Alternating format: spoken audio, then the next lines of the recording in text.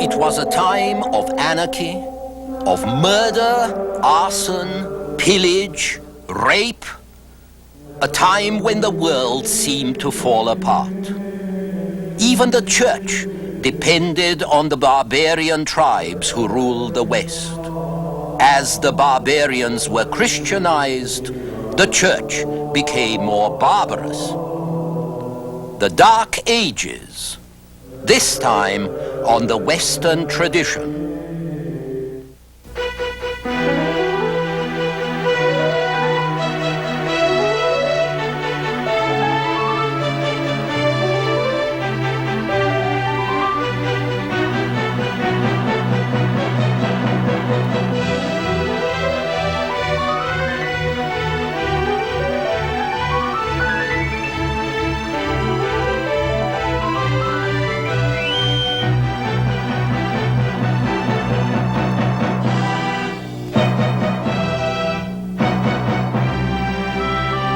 And now UCLA professor Eugen Weber's continuing journey through the history of Western civilization. The final collapse of the Roman Empire in the West came in the 5th century under the pressure of German barbarians. 3 centuries later, on Christmas Day of the year 800, a German was crowned in Rome as Emperor of the West. He was Charles, King of the Franks, whom history knows as Charles the Great or Charlemagne, and whose glorious reign was for the times a paragon of stability. But the period in between those 300 years from collapse to coronation, this period is known as the Dark Ages, partly because we don't know much about it, and partly because it was just that, dark and bloody. The economy had gone to pot, the social fabric fell to pieces as much by internal as by external disruption. Material culture decayed, as we can see by new settlement patterns, with a lot of farms and villages on the best lands deserted for upland places. Old strongholds that hadn't been inhabited since the Stone Age, the like of which came back into use not because you could hope to make a better living there, but simply because you had a better chance to stay alive. That's what the general situation looks like, or we guess it looked like. At the political level, you remember that the Roman Empire in the West had been replaced by smaller barbarian kingdoms. Visigoths in Spain, who were later gobbled up by the Arabs around 700, Lombards in Italy, Franks and Burgundians in Gaul, Angles and Saxons in England. These represented whatever organized political power there was in Europe. Everything else belonged to the Roman Church. Moral authority, learning, the prestige of the Roman name, and the care of the people. It was to the bishop that ordinary people looked for leadership in Christian society. All this time, a process of assimilation was going on. The barbarians were converted to Christianity in the 5th and 6th centuries and acquired a thin Roman veneer. But as the barbarians were converted to Christianity, the church was increasingly barbarized. You can see this in the description that Gregory of Tours gives us of how things were in the kingdom of the Franks during the second half of the 6th century. Gregory, seen here in an illuminated manuscript from the 10th century, was himself a man of aristocratic Gallic lineage, a descendant of Roman officials, a member of a dynasty of bishops.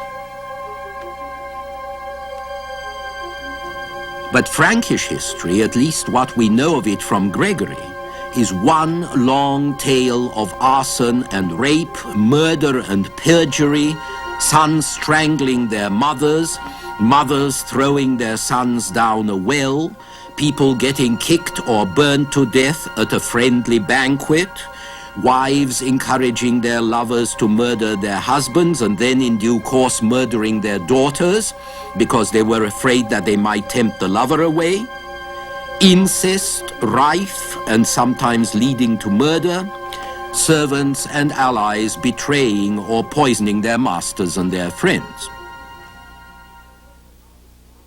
This all came to a high point, or rather low point, with the death of Queen Brunhildis, who was captured along with her 3 sons by her enemies, tortured for 3 days, and on the 4th paraded round the camp on a camel, in what state you can imagine. And then she was fastened by her hair, an arm and a foot to the tails of wild horses, and torn limb from limb. But the fate of one of her sons is particularly interesting because even though 2 of the lads were killed at once, one happened to be the godson of the captor, and so he was spared and left to finish his life in a monastery, a good indication of the strength of religious bonds even in a brutish, superstitious world. It was on these savage barbarians that the church was increasingly dependent. Consequently, the outward decline in the condition of culture was accompanied by a deterioration of moral standards among the clergy. We have to remember that these standards, at least at the higher levels, which are the only ones visible to us, continued to be those of the Roman world. So we shouldn't be surprised that bishops had slaves and concubines as other gentlemen did. But we also find bishops who wear mail and sword under their vestments, presumably for ready use, and who despoil poor men of their holdings and sometimes of their wives as well. There is a scene at the table of a Frankish king where 2 bishops accuse each other of licentiousness, and there are many scenes where the bishops get so drunk that they can't even recognize their guests. The world which Gregory of Tours describes is a world of violence and corruption, in which rulers set the example of injustice and contempt for the law, and where even the barbaric virtues like loyalty and military honor are no longer preserved. In such a world, religion was able to maintain its power only by the terror and the awe that its supernatural prestige sometimes inspired, and by the threat of spiritual violence, which it used to protect itself from the physical violence of barbarism. Fear of the wrath of God, fear of the vengeance of the saints, these were the only things that might intimidate the lawless ruffians who were so common among the new ruling classes. This is the period when saints played their most important part. Here, for instance, is Saint Cuthbert, who once revived a dying baby with a kiss. In the Dark Ages, saints were not merely models of moral perfection whose prayers were invoked by the church. They were very pragmatic forces who played a constant part in daily life, intervening in very practical ways, so that the fishermen of Naples scourged their saints when they caught no fish. Saints were, in effect, supernatural powers, and they were thought to live in the sanctuaries from which they could watch over the welfare of their land and their people. The most important saint for Gregory was St. Martin, whose shrine at Tours was considered a fountain of grace and miraculous healing to which the sick came from every part of Gaul. St. Martin was thought to be particularly good against epilepsy and impotence. The shrine at Tours was destroyed in 853, and it was replaced several times, this one being the latest version. The original shrine was a sanctuary where fugitive slaves, escaped criminals, people outlawed by the king could all find refuge and supernatural protection. As a result, it was chock full of refugees. In principle, any church was supposed to provide sanctuary, but it had to be a pretty important saint who could actually frighten the great lords or the king from robbing the saint's property or from shedding blood on his premises. Those churches that were spared owed it largely to the power of their patron saint.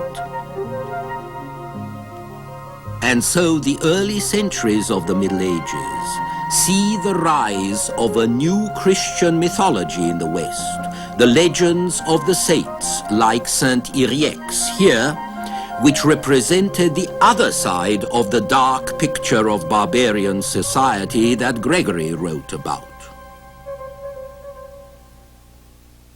On one side, we see a world of violence and injustice which is sinking to destruction by its own weight.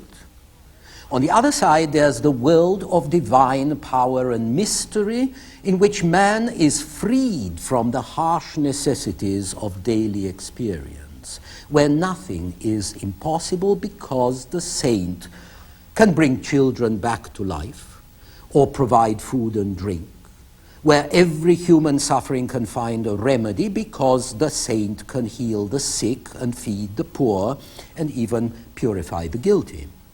Now, in this twilight world, it was inevitable that the Christian saint should acquire some of the features of the witch doctor on the one hand and the demigod on the other, that his prestige should depend upon his power as a wonder worker, and that men should appeal to him very much as they used to appeal to the family gods or to the local gods of the ancients, as a patron of the family, as a patron of the community.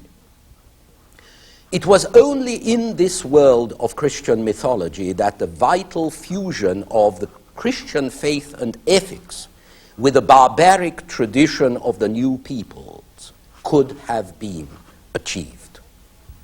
It was obviously impossible for peoples without any tradition of philosophy, without any written literature, to assimilate directly the subtle, profound theology and metaphysics of the great doctors of the church. The barbarians could understand and accept the spirit of the new religion only when it was manifested to them, obviously, visibly, in the lives and the acts of men who seemed endowed with supernatural qualities. So the conversion of Western Europeans was not achieved so much by a new doctrine as by a new power that impressed them and subdued them. The Christian missionaries themselves were powerful personalities, brave, hardy, inspiring enthusiasm and trust. And there were women saints as well as men. Walburga, who practiced medicine among the Saxons and who is remembered on the night of May the 1st, Walpurgisnacht. And Saint Audrey, abbess of Ely, whose feast on June the 23rd was so popular that it became famous for its annual fairs. The cheap trumperies and necklaces on sale there gave the name to tawdry. Women also played an important part in the conversion of the pagans at the political level. In 496, a Catholic princess of Burgundy, Clotilda, married Clovis, king of the Franks, and helped to convert him to Christianity. 100 years later, Clotilda's great-granddaughter, Bertha, married and converted this man, Ethelbert, king of Kent, and their offspring carried Christianity from Kent to Northumbria. In 987, the Hungarians were Christianized by Stephen, later Saint Stephen, who was baptized by his mother and encouraged by his wife. This was not pillow talk, of course. It was a matter of alliances and political interests. But whatever the reasons, wives played an important role in such conversions. Then, once Christianity was accepted by the nobles, the Church's prohibition of incest began to change the political face of Europe. It meant that the network of royal marriages was going to spread from Ireland to Constantinople, from Castile to Novgorod, avoiding the disadvantages of inbreeding, but also intertwining a group of families highly selected for their abilities in government and war. And the Church's prohibition of polygamy meant that, theoretically at least, bastards were excluded from succession to the throne. Now, it took a long time to convince the ruling classes to abide by such exclusions. Still, gradually, it would no longer be necessary to murder all your brothers to be safe. Succession to the throne was clarified and stabilized, all of which had its uses. The main thing, however, is that the Western Church did not come to the barbarians with a civilizing mission or with any promise of political and social progress. It came with a tremendous message of divine judgment and divine salvation. Humanity was born under a curse. It was enslaved by the dark powers of cosmic evil. It was sinking ever deeper under the burden of its own guilt. Now, this was obvious enough.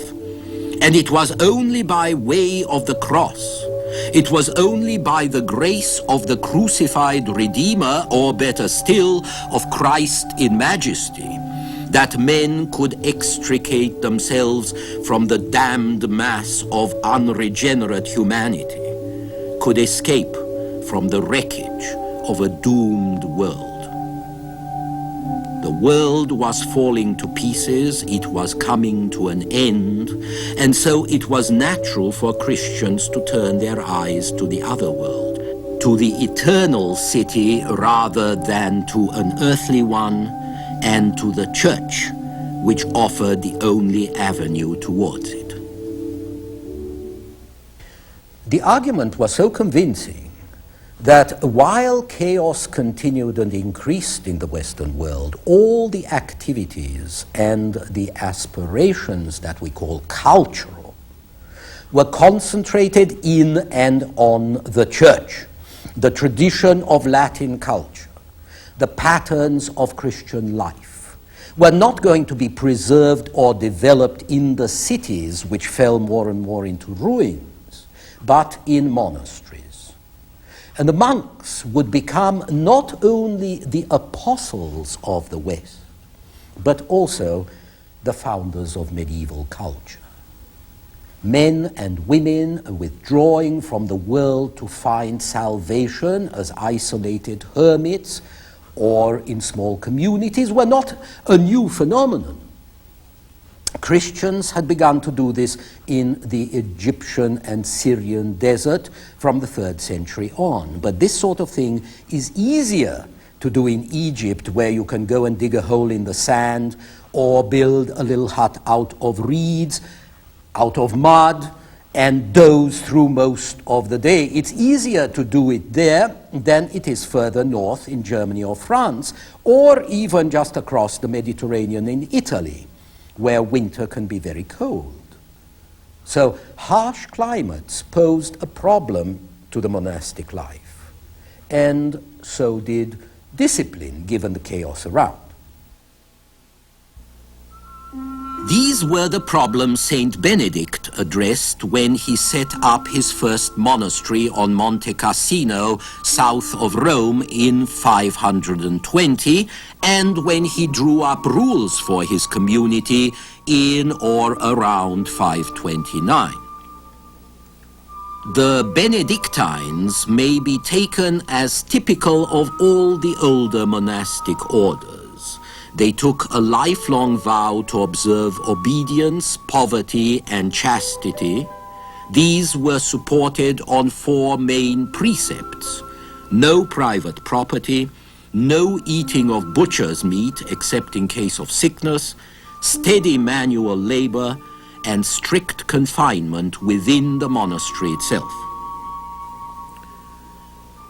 Benedict recommended 3 or 4 hours a day to be spent reading devotional books, although he made allowance for those who couldn't read. But everybody had to spend 4 or 5 hours a day in prayer and religious services. This public prayer became increasingly important as time went on, and the average monk did less and less manual work and concentrated on praying for his fellow men. So by a curious paradox, the monk who abandoned the world to save his own soul found that one of his major tasks was the job of interceding with heaven on behalf of his fellow men.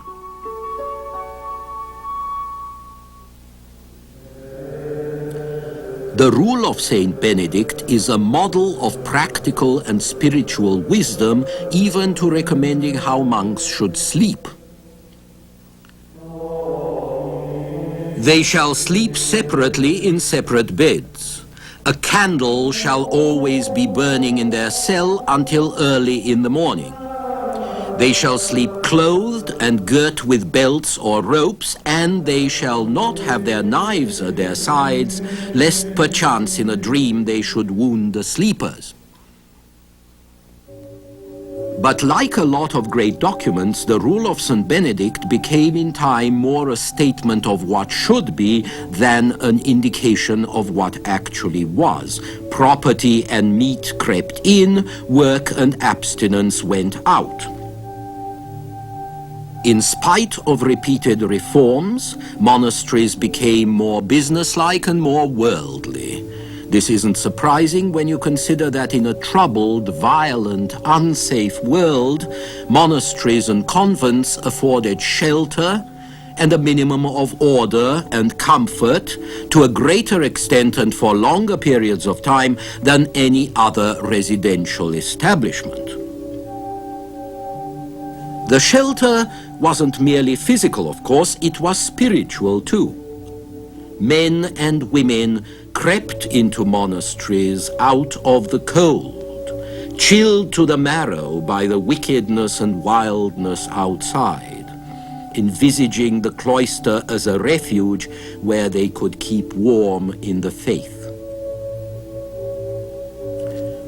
They could also maintain what bits and pieces of civilization were left, copying and illustrating old manuscripts when they weren't scraping them off to make room for something else. And they could spread the Christian message by missionary work, not just by sending out fiery preachers, but by example. Monasteries were sited in rural areas, and it was the monks who converted illiterate and heathen peasant populations, and who also probably introduced agricultural and technological improvements that were going to change the quality of life all over Europe. The Dark Ages must have been incredibly dismal, with raids and counter-raids, ambushes, robberies, murder, looting, kidnapping, torture, and drunken brawls ending in bloodshed, and hands and ears and noses cut off, which was considered a more Christian treatment of criminals or enemies than putting them to death. But through all this, life went on. In burghs and monasteries and fortified manors, people maintained a minimal security. Merchants traveled on the old Roman roads. They were robbed once and twice, but they went on trading.